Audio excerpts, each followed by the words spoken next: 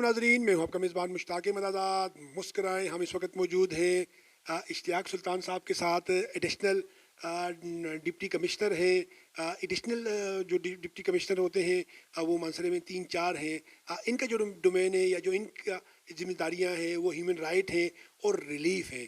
अब इनका डोमेन क्या है, ह्यूमन राइट क्या है और उसके बाद रिलीफ क्या है। नाजरीन, ये प्रोग्राम रिकॉर्ड करने का मकसद ये है कि इस दफ्तर से किन लोगों का वास्ता पड़ सकता है और किन लोगों का वास्ता पड़ना चाहिए और किन लोगों को यहाँ पर आना चाहिए और किन लोगों को यहाँ पर नहीं आना चाहिए, इस पर ही बात करेंगे। लेकिन सबसे पहले हम आपको शुक्र सुल्तान साहब से, इश्तियाक सुल्तान साहब से आपको, असल शुक्र सुल्तान साहब हमारे एक बड़े पुराने दोस्त, फूड इंस्पेक्टर, बड़े अच्छे दोस्त, उनका नाम तो इश्तियाक सुल्तान साहब से आपका तारुफ कराते हैं। गालबन 20 साल 20-25 साल जो है वो सरकारी मुलाजमत से वाबस्तगी, आज से 24-25 साल पहले इन्होंने इस सफ़र का आगाज़ किया। सर ज़रा बताइएगा कि इश्तियाक सुल्तान साहब। सबसे पहले मैं आपका शुक्रगुजार हूँ कि आपने अपना कीमती टाइम निकाला और आप एक सरकारी दफ्तर में तशरीफ़ लाए।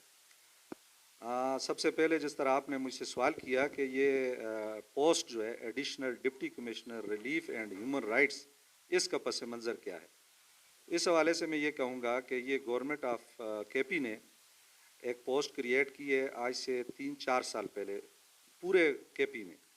और ये प्रोविंशियल डिज़ास्टर मैनेजमेंट जो डिपार्टमेंट है उन्होंने ये पोस्टें क्रिएट की हैं और रिलीफ के हवाले से, क्योंकि प्रोविंशियल डिज़ास्टर जो डिपार्टमेंट है वो पूरे सूबे में वो डिज़ास्टर को देखता है और नेशनल डिज़ास्टर जो अथॉरिटी है इस्लामाबाद उसके ताबे रहकर उनका अपना डोमेन है। तो उस डिपार्टमेंट ने ये पोस्ट क्रिएट की है। तो हर डिस्ट्रिक्ट में ये पोस्ट थी, पहले फील्ड नहीं थी, मानसरा में भी ये पोस्ट वैकेंट थी। तो ये पोस्ट पिछले साल मई में जब मेरी प्रमोशन हुई, मैं उस वक़्त कोहिस्तान में असिस्टेंट कलेक्टर था और असिस्टेंट कमिश्नर की पोस्ट पर भी था। तो फिर मुझे जब गवर्नमेंट ने प्रमोट किया तो यहाँ मानसरा में मुझे पोस्ट किया। 2.5 साल मैंने वहाँ कोहिस्तान में अल्हम्दुलिल्लाह जो दासू डैम के हवाले से मैंने वहाँ खिदमात सर अंजाम दी और एक्विजिशन ऑफ लैंड के काम से मैं मुंसलिक रहा और एडमिनिस्ट्रेशन के साथ भी मुंसलिक रहा, फाइनेंस के साथ भी मुंसलिक रहा। तो पिछले साल मई में मेरा तबादला हुआ यहाँ। सर आपकी यही बात नहीं काटते सर, वहीं से स्टार्ट करेंगे। सर ये बताइएगा कि ये 25 साल का जो आगाज़ है वो कैसे हुआ, कहाँ से पड़ा, यहाँ तक पहुँचे कैसे, फिर हम यहीं से जोड़ेंगे कोस्तान डैम से। ठीक है। मैं 1995 में मेरी अपॉइंटमेंट हुई through public service commission civil secretariat Peshawar में और उसके बाद मैंने कुछ अरसा पेशावर में गुजारा। फिर जब डिस्ट्रिक्ट गवर्नमेंट क्रिएट हुई जनरल मुशर्रफ के दौर में 2001 में, तो फिर मेरी ट्रांसफ़र मानसरा में होगी फाइनेंस डिपार्टमेंट में एज ए बजट एग्ज़ामिनर। तो अल्हम्दुलिल्लाह मैंने 10-12 साल फाइनेंस डिपार्टमेंट में और उस वक़्त जब बहुत बड़ी एडीपीज़ होती थी, बड़े फाइनेंस के मैटर्स होते थे, उस वक़्त मैंने मानसरा में काम किया। फिर मैं सेक्रेटेरिएट चला गया एज ए सुपरिटेंडेंट। वहाँ मैंने लॉ डिपार्टमेंट में काम किया, एडमिनिस्ट्रेशन डिपार्टमेंट में काम किया, लोकल गवर्नमेंट में काम किया। फिर मैं पीएमएस में मेरी इंडक्शन हुई 2016 में। तो उसके बाद मैं सेक्शन ऑफिसर होम डिपार्टमेंट रहा और उसके बाद मेरा आर्डर हो गया as a finance officer finance department DC office मानसरा।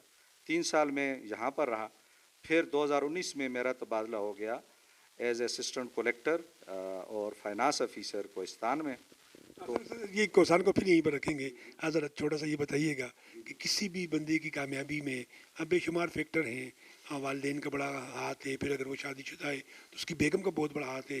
अब मैं जब समझता हूँ कि अगर आपका स्कूल जो मिडिल स्कूल है, जो आपका मैट्रिक स्कूल है या प्राइमरी से मिडिल के दरमियान जो मैट्रिक के जो स्कूल है, वो आपकी ज़िंदगी में बड़ा जो है वो टर्निंग पॉइंट लाता है। तो जिस स्कूल से पढ़ा था, जिन उस्तादा से पढ़ा था, जो प्रिंसिपल थे, उनका जिक्र 1-2 मिनट कर लें सर। ये बात बिल्कुल आपकी ठीक है और स्कूल की यादें ऐसी होती हैं कि वो भूलती नहीं है। तो मैंने मुस्लिम पब्लिक हाई स्कूल मानसरा में तालीम हासिल की। उस वक्त मानसरा में 2-3 प्राइवेट स्कूल होते थे और एक ही हाई स्कूल होता था, गवर्नमेंट हाई स्कूल। आपका महबूब साहब आपके टीचर थे? मेरे टीचर थे इमदाद साहब, अल्लाह मग़फ़िरत करे, फ़ौत हो गए। ज़िया साहब हमारे टीचर थे, एजाज साहब जो आजकल टेलीफोन के डिपार्टमेंट में होते हैं, और कुछ हजरात फ़ौत भी हो गए हैं, कुछ ज़िंदा हैं। सर मुनीर साहब ने मुस्लिम में पढ़ाया था? बिल्कुल बिल्कुल, मुनीर साहब थे और एजाज साहब थे और दीगर जो उस्ताद-ए-किराम रियाज साहब थे हमारे टीचर थे। اور دیگر بھی شفیق صاحب تھے جو فوت ہو گئے، یہ ہمارے ٹیچر ہوتے. ابی برمان فاروقی صاحب ہمارے پرنسپل ہوتے تھے. یہ ہمارے منیر صاحب کی ٹیچنگ آپ کو یاد ہے؟ میتھ پڑھاتے تھے وہ. بالکل یاد ہے، بالکل بہت اچھا پڑھاتے تھے.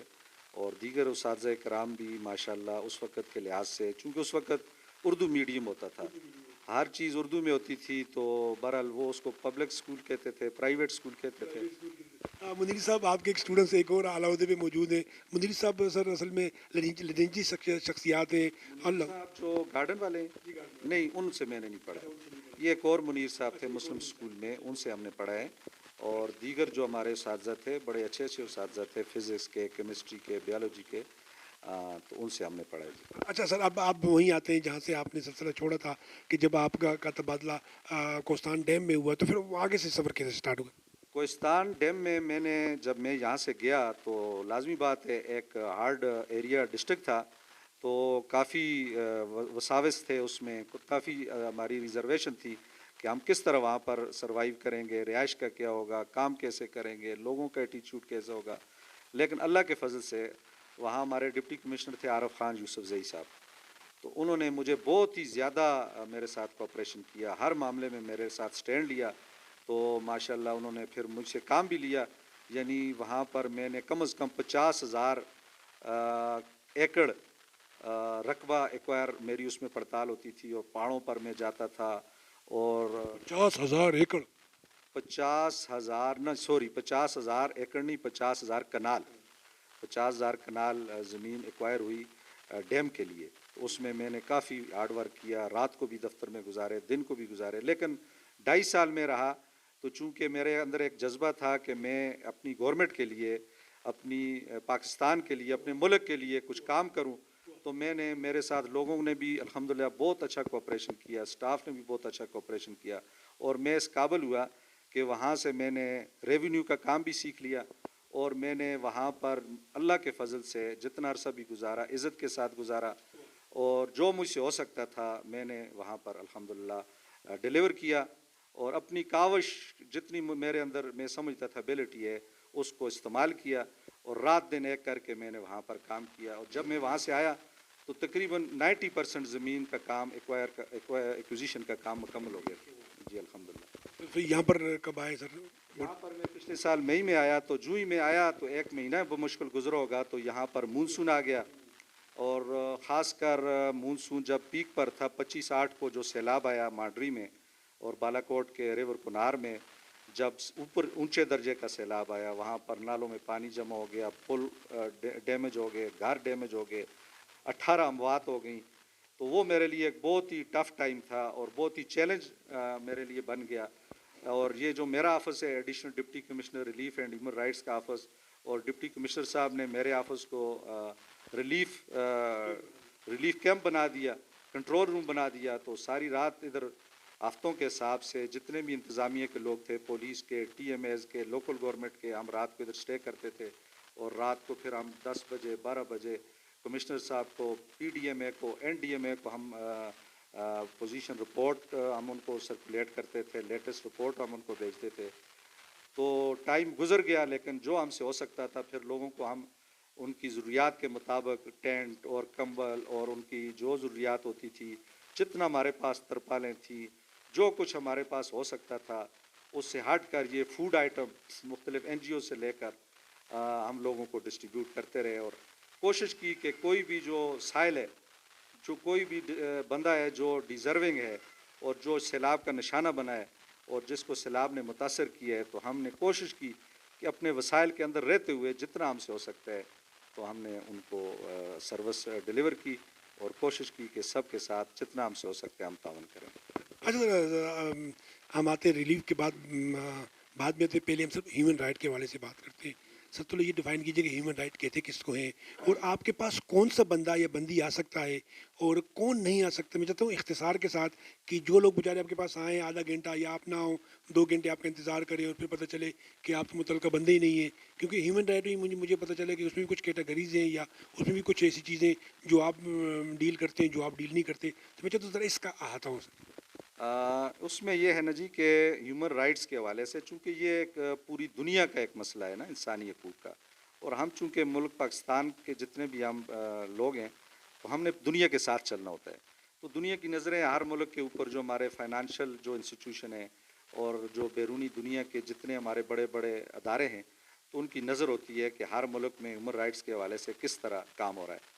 تو ہمارے کے پی میں ایک ڈائریکٹریٹ آف ہیومن رائٹس ایک کے پی میں بنا ہوا ہے اور ہمارے ڈی جی صاحب ہیں, ڈائریکٹر جنرل ہیں, پھر ڈائریکٹر ہیں, پھر ڈپٹی ڈائریکٹر ہیں اور لا ڈپارٹمنٹ کے اندر یہ ادارہ کام کر رہا ہے. تو ان کے ہدایات کے مطابق, ان کی گائیڈ لائنز کے مطابق ہم ڈسٹرکٹ میں کام کرتے ہیں. اس میں مختلف ایکٹ بنے ہوئے ہیں. ہیومن رائٹس ایکٹ 2014 کا بنا ہوا ہے. اس کے اندر مختلف چائلڈ رائٹس ہیں, وومن رائٹس ہیں, پرزنر رائٹس ہیں اور اس طرح کے لیبر رائٹس ہیں اور اس طرح کے جس طرح مطلب ایوری پرسن ہیو رائٹس, یعنی ہر آدمی کے حقوق ہوتے ہیں. اب ہاسپٹل میں پیشنٹ کے رائٹ ہوتے ہیں, جیل میں قیدیوں کے رائٹ ہوتے ہیں اور جو جتنے بھی آپ کے یہ جو اڈے ہوتے ہیں یہاں پر جو جتنی سواریاں پیسنجر ہوتی ہیں ان کے رائٹ ہوتے ہیں اور سکولوں کے اندر جو ٹیچر ہوتے ہیں ان کے رائٹس ہوتے ہیں, اسٹاف کے رائٹ ہوتے ہیں, بچوں کے رائٹ ہوتے ہیں. اور اس طرح جب آپ چلے جائیں تھانوں میں اندر چلے جائیں, حوالات میں چلے جائیں تو جتنے لوگ وہاں پر آپ کے جو وہ لوگ ہوتے ہیں ایکیوزڈ ہوتے ہیں ان کے رائٹس ہوتے ہیں. تو اس طرح اس حوالے سے مختلف ایکٹ بنے ہوئے ہیں. تو اس میں وومن رائٹس ہیں, عورتوں کے حقوق ہیں.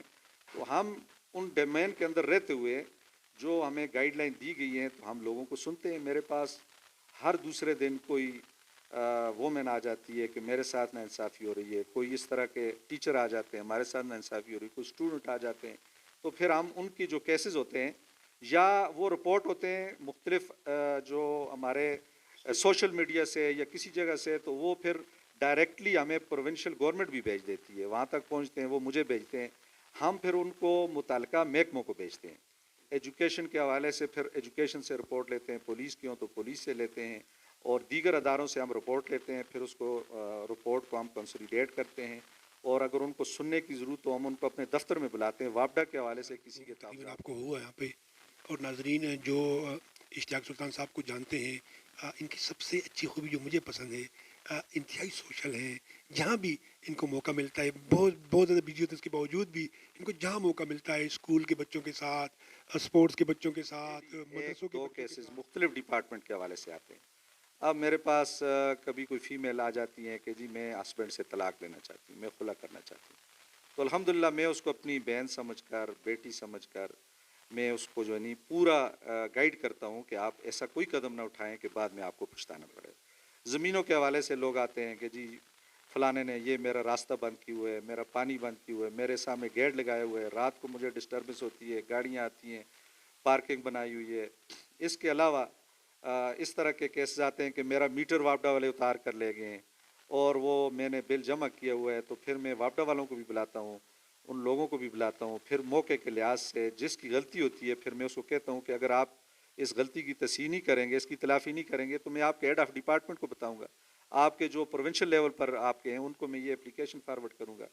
اب اس طرح کی فیمیل آتی ہیں کہ پرائیویٹ اسکول میں ہمیں ہماری فیس نہیں دی جاتی, ہماری سیلری انہوں نے بند کی ہوئی ہے. تو پھر ہم ان کو جو ہے نا ہمارا چونکہ یہاں پر بنی ہوئی ہے جو ہے نا PSRA کی طرف سے پرائیویٹ اسکول ریگولیٹری اتھارٹی کا ہمارے ساتھ ایجوکیشن ڈپارٹمنٹ میں فوکل پرسن ہے, اس کو وہ میں کیس بھیجتا ہوں اور وہ پھر پرسنلی اسکولوں کا وزٹ کرتے ہیں یا متعلقہ AC کو میں بھیجتا ہوں تو وہ اسکول کا وزٹ کرتے ہیں, پرنسپل کو ملتے ہیں, ان کے جو اسٹاف ہے اس کو ملتے ہیں. تو جو ہاں ریالٹی ہوتی ہے وہ رپورٹ کرتے ہیں, پھر اس کے مطابق ہم ان کو باؤنڈ کرتے ہیں کہ آپ ان کا مسئلہ حل کریں. پولیس سے متعلق کسی کا ایشو ہوتا ہے کہ جی میرے ساتھ زیادتی ہو رہی ہے, پٹواریوں کے حوالے سے بھی بعض لوگ کہتے ہیں تو میں ان کو بھی بلا کر سمجھاتا ہوں. ان کے اگر کوئی قصور ہوتا ہے تو میں ان کے جو ہائیر اتھارٹیز ہیں ان کو بھی بتاتا ہوں. تو اس سے کوشش یہ, میں نے آپ کو پہلے بتایا کہ اتنے تفصیل میں جانے کی ضرورت نہیں ہوتی. اگر آپ نیک نیتی سے دو بھائیوں کو جوڑنا چاہیں اور کسی مظلوم کو اس کو حق دینا چاہیں, دلانا چاہیں تو اللہ تعالیٰ پھر آپ کی مدد کرتا ہے. پھر آپ کی تھوڑی سی بات سے بھی, تھوڑی سی پھکی دینے سے بھی اس کو شفا مل جاتی ہے.